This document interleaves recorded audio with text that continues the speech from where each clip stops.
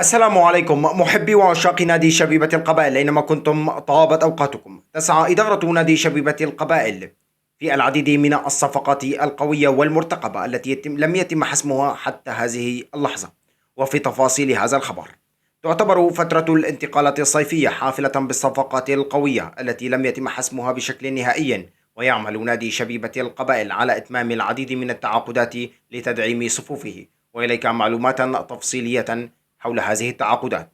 زين الدين بالعيد صفقة تمت غالبا، ولكن في تفاصيل هذه الصفقة: المركز مدافع. الموقف الحالي يعد من أبرز أهداف النادي في الميركاتو الصيفي بعد أن غادر فريقه البلجيكية. تزايدت التكهنات حول عودته إلى الجزائر رغم وجود اهتمام كبير من أندية أخرى، إلى أن شبيبة القبائل يبدو الأقرب لضمه، وعلى الغالب تم ضمه وتوقيع الاتفاق الرسمي وفي انتظار قرار الفيفا بشكل رسمي حول عقده.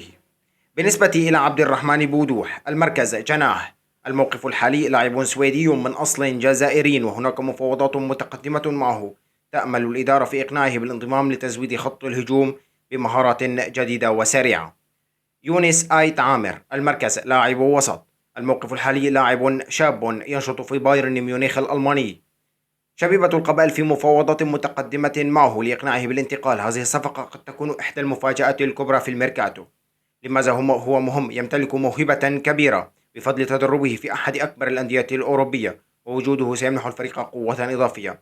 جون تشارلز، المركز مهاجم. الموقف الحالي: مهاجم تنزاني، وتفيد التقارير أن النادي توصل لاتفاق مبدئي معه. يبقى التوقيع الرسمي هو الخطوة الأخيرة.